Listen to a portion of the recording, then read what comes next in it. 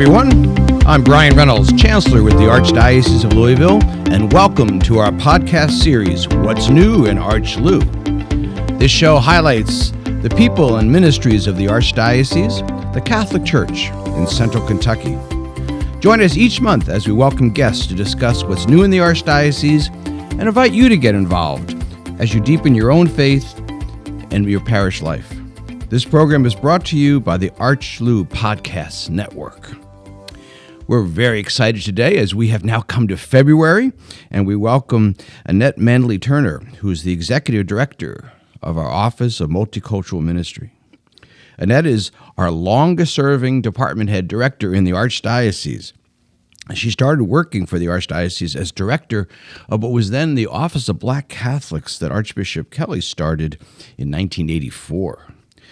And Annette and her husband, Deacon James Turner, are members of St. Martin de Porres, and they have 2 children and 4 grandchildren. So, welcome, Annette. Glad you're here. Thank you. It's an honor to be here. Before we get into our many topics I wanted to discuss with you, can you help us first get to know you a little bit better? Please tell our listeners a little bit about yourself. Surely. Yeah, you were talking about in 1984, the generosity of the Archdiocese and welcoming the hours that I spent in the classroom allows me to claim 1984. But actually, I was teaching in middle school at St. Denis.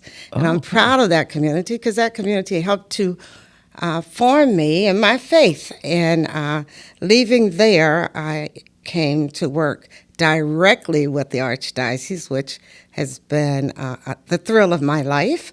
But what was really interesting about St. Denis is that I was, from my understanding as of today, the only, during that time, African-American hired in Southwest Louisville. And that, to me, sent a real positive message. And so I always want to claim everything that South End has done with our Archdiocese. An important marker there. Yeah, very much so. Very good. Very good. Now, you're shy, but I'm going to tell a story about Annette. She's also, I know, I'm making you nervous now. She's also probably one of the most significant national leaders in the Catholic Church in the United States. She has helped guide and foster the growth of youth ministry, Black Catholic administrators, Black Catholic congresses. I was giving a presentation in the Archdiocese of Los Angeles not long ago, and they went around the table, and you had to say who you are and where you're from. And I said, I'm Brian Reynolds from the Archdiocese of Louisville. And the person who was running the meeting said, oh, you're from Annette Turner's diocese. So all teasing aside, your contribution is obviously well known here in Kentucky, but it's broader than that, is it not? Yeah, it is. But I owe that to the Archdiocese because I think we've been a trailblazer in preparing people in our church to really go out and share their God-given talents. But yeah, I've worked with, as I said to someone, because there's a Congress, National Black Catholic Congress coming up this year in 2023. I was not necessarily selected to go and speak nationally. I was not, but apparently God had other plans.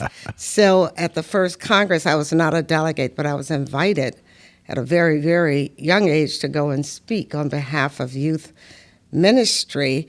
And from there, I like to think that it just started to bloom. And so with everything, including our renew process that our Archdiocese was very, very successful with, I had my hand in on that, as well as the many other things that we do and have done. Very good. Yeah, over these years, I've gotten to work with you directly for over 32 years, but before that, I knew you well, as you both know. So let's talk first. We're going to talk about a number of topics, but let's first talk about the office that you lead now, the Office of Multicultural Ministry. I noted that it began its roots, if it were, with the Office of Black Catholic Ministries. So tell us about that change, what motivated it, but maybe the best way, what's the scope of the office today? Okay. We started out as Office of Black Catholic Ministries, and Archbishop Kelly, actually, coming from Washington, D.C., and his experience with offices such as that, came with the vision of saying, why don't we have an office? And the advice he was given, certainly not by me, but those who are in leadership, let's wait and see what the people want, then they will support it. And so we opened up our office as well as 30 other offices across the U.S. due to the Black Catholic Congress. And within a couple of years, we went from being Black Catholic, let me back up, from being the Office of Black Catholic Ministries to African American Catholic Ministries, and that was basically because we wanted to tie in the cultural piece and the historical piece, and that was the reason for that name change. And the reason for getting it started was so that we could have a voice for Black Catholics at the table. Yeah. Mm-hmm. And now, so that very important name change there, but then the change moved into an inclusive of other cultures. So talk about multicultural. What does that word mean, and what does that look like? You know, Brian, interesting enough, I can remember the day when I received a call from Archbishop Kelly asking me to stretch myself a little bit. I had no idea exactly what he was saying, but I trust his wisdom. And I was in South Africa at the time, and I thought, well, I'll just ask around here, because although Africa, we think of it as one unified group, is so diverse. And so I being there and then coming back home, I remember saying to Archbishop Kelly, well, give me a couple of weeks. He said, you don't have a couple of weeks. And so I had an opportunity to talk to people across the U.S. that had ethnic offices, because we didn't have one, and that had multicultural offices. And after conversing with them and listening to all their growth opportunities that people refer to as problems, I made sure that I stayed clear of all those things. And when we open our doors with a 5-year plan. And that plan was to engage the diversity tapestry in our archdiocese, not just for African Americans and Hispanics, but for all the other groups. And that has truly been, I feel, the reason why we're so successful is because on the onset, we made a way for every voice to be heard. You know, I like the word tapestry. That's a good word for that. But I think many Kentuckians will be surprised to know the richness of the cultural diversity in our church and our state. Can you tell us about some of the ethnic groups the office serves? Surely. I'd like to start with the rural, because that's a culture. Yeah, I mean, a lot of people do not really embrace that, but our rural culture is very, very important to us. It gave us our foundation as a church. But we have a growing, diverse African community with over 20 countries. And so we are now offering Mass in 5 different languages.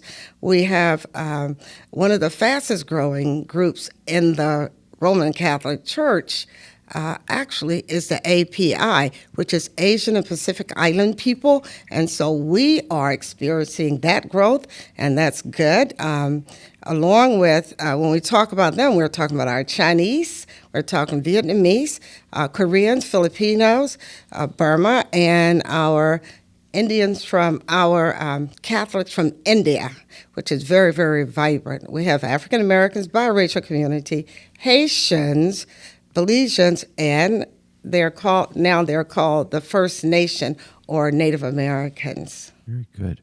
Wow. Okay. Now that have you learned all the languages? I can say hi and welcome in most of them. That's great. That's terrific. Now, what does having this cultural diversity, what kind of gifts does that bring to the church? We pride ourselves, the Catholic Church prides itself in responding to the needs of all people. And what's great about that is we welcome their cultural gifts from when we worship, their traditions, and we provide opportunities for us, for the whole family to grow from the cultural conversations. And so our church, actually, the gift of diversity to our church here in Kentucky has been tremendous. We have masses to celebrate each group. We have opportunities where we come together as a multicultural community, because it isn't just black and white and brown. It's our family, all of us. And I think one of the things that I most enjoy is I love the feast days for all of our diverse groups. It's wonderful, yeah. Foods, music, worship. Very good. But I know your roots and some of mine are in youth work too. And I know I've noticed that your office relates to young people in the variety of cultures too. Can you share a little bit about that? Yes. With our African American community, we do an awful lot with leadership building and cultural enrichment. And we do it through Kujenga Viongozi, Swahili words for building leadership. And we, with our African, it's so diverse with our African communities. We have days on Saturdays to help meet the needs of those families, because they don't speak the same language. And that offers many challenges, but we do our best to make sure that everyone is being heard. But our young adult population, with all of our groups, our Filipino young adults are very engaged. Our Vietnamese are wonderful, wonderful gift that they are to our church. When we start talking about lay ecclesial ministry, they are among some of our very engaged young adults. And I had the pleasure of going to study with them a couple of summers ago, only to realize with all of this knowledge I have, I was at the beginning, and I don't think I ever reached the third level. There are 6 levels, and they start out the moment that they are confirmed. And so I'm really, really, really impressed how they form their young adults. And we do whatever we can to bring them all together, but we really, really do everything that we can to recognize individuality among the groups. That's great. In fact, we're going to talk about the Vietnamese community in a upcoming show, because Archbishop Shelton just came back at the end of January from spending 10 days in Vietnam, and he was full of stories about that, as he too is learning about the cultural diversity in our archdiocese. Okay, now February is Black History Month. I know in November is Black Catholic History Month. There's a little bit difference there, I believe, in what the focus is. So as we focus on our African American brothers and sisters and our African American Catholic community, can you tell us about why these 2 months, what that means a little bit for us? For the nation, February is designated to celebrate the great contributions of people from, I'm going to use the word, the African diaspora. So if you're Black in any fashion or forms, meaning Haitian, island, Black Spanish speakers, whatever, if your roots can be traced back to Africa, then during February we look at those great contributions. And I want to talk a little bit about that. But in November is very special to us as an archdiocese, as well as the other archdioceses and dioceses across the U.S., because they focus in on the gifts of Black Catholics to the church. It's almost like receiving a gift, and it isn't a gift until you open it up and share it with others. And that's what November does for us. It allows us to open up our gifts in such a way that we can share, because you don't keep your gifts to yourself, or at least I don't think you should. Yeah, very good. Well, and we've been blessed by, as a country and as a church, with the African American community being part of our community. Maybe you can name some contributions that the African American culture has brought to our country and our church. What are some of the contributions? I was sitting here thinking, we were talking about Congress at the very beginning, the National Black Catholic Congress that's going to take place. If it were not for a Black Catholic by the name of Daniel Rudd, who was born in Bardstown, Kentucky, we would not have the Black Catholic movement. And that's, for me, that Well, this office would not exist because it was through those congresses that called for offices.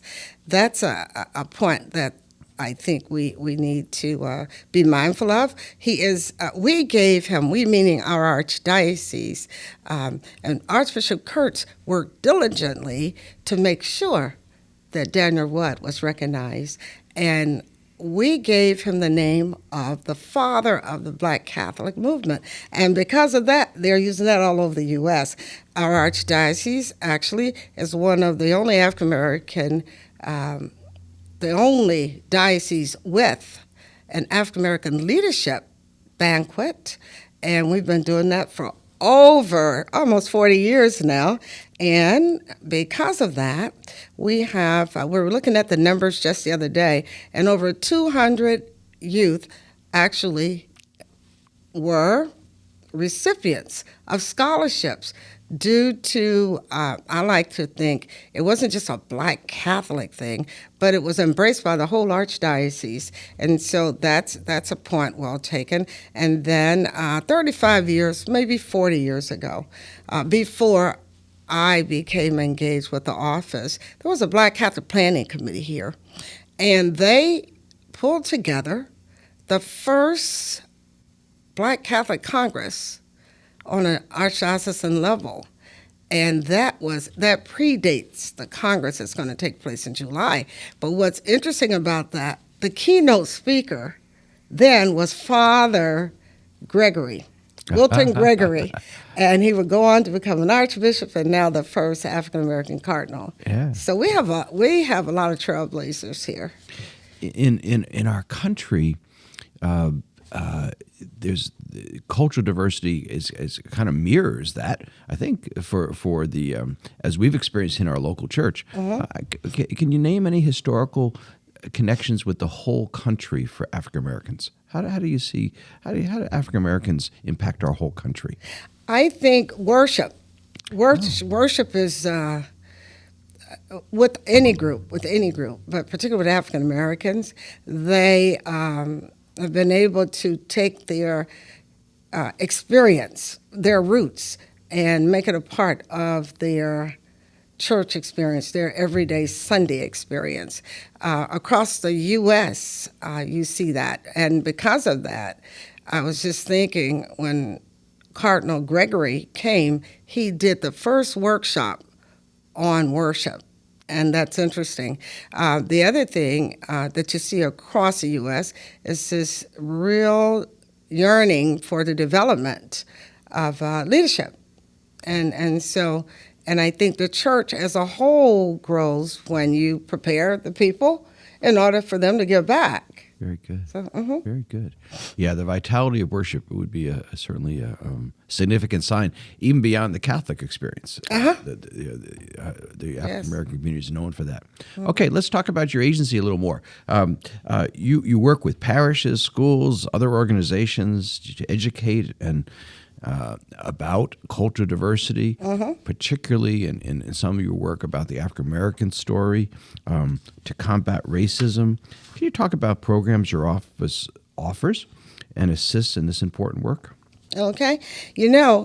Every time we hear the word racism, for anyone, it sends up a little warm flag. You're not too sure, what you want to say about it or what we can do about it. I want to start by saying we recognize in our office the racism has been around here a long time. You're talking about something that's over 400 or 500 years old. And so what we're doing is our best, and we have always done. This is not new to our archdiocese. When I first came to this position, when it was Black Catholic Ministries, I received a call the day before it happened from Archbishop Kelly asking me, he says, well, now, where do I need to be for the King celebration? I says, I don't know. I says, what, am I responsible for that? He says, well, okay, this year you didn't do it, you have to do it next year. It was like, we have to be a part of this. I think when we start talking about racism, the challenge is for us not to just talk, but that we collectively put our energy into removing brick walls through conversations. And we've been really good at that, not only our office, but other offices. We have something that's coming up that's entitled Difficult Conversations. Certainly, I'm sure some of that's going to be tackled there, but with our schools and universities, because I teach every now and then at Bellarmine University, and I share my gifts there, our office does. We have programs such as JCAR, Junior Cultural Awareness Retreat, for our middle school kids, because, we don't have a large number of Black Catholics. Now, we have African Americans in the Catholic school system, but they are not necessarily a large group of Black Catholics. So we want opportunities to have some cross-pollination that way. So that's something that we do with our we have had, at one time, Hispanic Ministries was they were underneath the umbrella of Multicultural Ministries, but when they were there, we had retreats with Hispanics and African Americans and different groups, and that was great. We work, one of the things that we're very, very proud of when we start talking about addressing racism, parish levels, organizations, you name it, it's the Moving Toward Oneness process. Yeah. That we offered many, many years ago, and we thought we had gotten it right, and only 2 years ago, we had to brush it off, revamp, and now it's one of the most sought after programs that we offer. And our Dr. King celebration, many of those voices that we heard, many of those people that we saw were people who participated in Moving Toward Oneness. Yeah, I remember Moving Towards Oneness from the 90s, and now it's back. Archbishop Shelton recently at a conversation was asked, what are the things you're most proud of in this archdiocese? And he named Moving Towards Oneness as one of the things. Now, tell me about how is your work informed, by the important pastoral letter that the U.S. bishops called Open Wide Our Hearts? How has your ministry and the work of the agency been informed by that document? First and foremost, I became aware of that document because of being in the leadership of the National Black, it's called NABCA, the National Association for Black Catholic Administrators. When Archbishop Shelton and others were working, we had an opportunity to see it ahead of time, some pieces of it. And what it did was to move us to a different level. And I want to stress this point that it's right on target when it speaks of we've got to change the heart. We have to change the heart. And so this particular program has, and the first thing the Archbishop did, one of the first things he did, he came to the Catholic Enrichment Center, and we had around 50 to 60 people there from very diverse groups and from all parts of our archdiocese. And we were having a large group conversation, and he helped to guide us and really looking at the role of the heart and what you're doing, because this work can be very stressful and can very well turn some people off, so it has to be done the right way. Okay, I never made the connection with the title. Then, okay, Open Wide Our Hearts. Mm-hmm. Okay, you said something right at the end there. I want to go back to your lots of people, regardless of their culture or their race, have trouble with the language that we deal with around racism. It's a very tender topic, issue. And so when we discuss it, as you said, some people get where this is going to go. How do you help people understand some of the underlying issues that's behind that tenderness? I think one of the first things you have to do, at least what we do, is try our best to listen. To really listen. Listen to the people that's receiving this new framework, and listen to the people listen to their pain, because I think in days of old, when people were working with this particular issue, people were being blamed. There's no reason for anyone to be blamed. We're all victims, and one of the things that's critical in working with this is to get people to see at the end of the day we're going to all be much better. Because if I don't do my part, if I don't bring my puzzle piece, then my grandchildren will have to experience the same things that we're talking about now. So I think we have to be open, and we have to be as human as possible from the heart and not just the head. And I say that because we do a lot of theorizing, and you can't do that with racism. So we got to get out of the head into real experiences that people all have some experience. That's exactly right. Okay. That's all right. So when I choose, when I hear something and I make a deliberate choice not to engage in the conversation, I'm a part of it. Wow. Yeah. Okay. Yeah. That's helpful, but language can get in our way.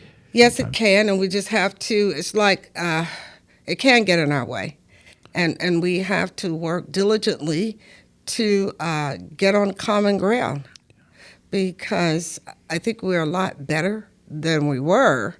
I'm not saying that we have reached our peak here, but and every time we take 2 steps, it feels like we're going 3 steps backwards.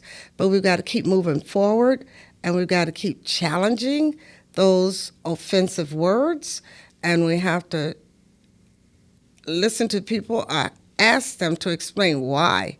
Why is this so offensive to you? I grew up, some of my youth in New York, I knew very little about our Mexican Americans. I knew everything about Puerto Ricans. I knew what I could say in the Puerto Rican community, and I have Puerto Ricans in my family. But when I started working with our Mexican Americans here, I had to learn some new words. I had to, when I say learn new words, I had to become appreciative of the words that they use that made sense to their experiences. Well, one of the things your office has helped me learn, I want to do a shout out to that there are a variety of cultures under the umbrella of African. Mm-hmm. Oh, yeah. And there's a variety of cultures under the Pacific Islanders. You can't say all Asians are this. There's no such thing as all Asians are this, all different. And then each of these things, and then as you just said there with the Latino, Hispanic community, a Mexican is not the same as a Guatemalan, is not the same as a Puerto Rican. Just because they speak Spanish, language is only part of it. No, that's a great point. Okay, before we lose our time, tell me, what's some signs of hope where we're at today? I know the heaviness, and we could spend lots of time on that, and it doesn't take long to turn on the media and listen to the painful, real stories. And you don't want to deny that. Mm-hmm. But give us a sign of hope. What are the signs of hope you see? Well, and we have a lot of celebrations, but one of the celebrations that we did extremely well was that Pentecost celebration a few years ago. Even today, we hear from our Filipino community saying, when are we going to sing this song and that song, and every praise. And the Vietnamese, you hear them saying, when are we going to get back together? That was something that we can be proud of. It was done well, thanks to our Office of Worship. Not only was it done well, people left feeling great because we took it to a different level. If you recall, instead of using food, we used diverse ice creams so that people gathered around different ice cream stands. I remember. Yeah. That was really shows hope. And then the Catholic Enrichment Center. It's very unique. It's in West Louisville, but people come from as far away as Fairdale. And it shocked me. I was there with them last week, and we were doing something, and the lady gave us her address, because we don't just serve because you live in that 40211 or whatever. if there's a need and we have it, it's yours. Yeah. And so for us, that's a sign of hope. Well, I was going to give a shout out to the CEC. You know, I know your office, and you serve all 24 counties. But one of the highlights that I think in a sign of hope is the work you do in West Louisville with the Catholic Enrichment Center. So shout out to that staff and that facility and those programs. That's its own incubator of a diocese. There's dozens of programs out of there. It is, yes. In fact, the Office of Worship, they're teaching something out of there for the next 6 weeks. And I know Art Turner with Formation, they offer programs out of there. It's there. I love the way that we are being church to the West End. I described it once. I was recently there. I described it as like a beehive activity. You had work going on with food programming. You had drumming. You have counseling services. You had healthcare. You have education. So it's like a little microcosm of all the services. Okay, I want to tell you something, Annette, because you and I worked together for a long time. Yeah. I think the sign of hope for our church and for our community is you. I want to honor you because you spend most of your time honoring other people. So you've honored us by coming on our show here, but you honor us every day because of your work in the Archdiocese of Louisville. And I'm, as a colleague and as a parishioner, I'm grateful to you for what you offer. Thank you. Sure. And we thank our listeners for tuning in to this really important show and getting to know Annette Turner and her great ministries, the work of the Office of Multicultural Ministries, the important issue of racism. We could do 4 or 5 shows just on this topic. So we thank you. We thank our colleagues who do service across the Archdiocese and the many ethnic communities in our local church. Thank you for joining us again for this month's episode of What's New in ArchLou, and join us again next month.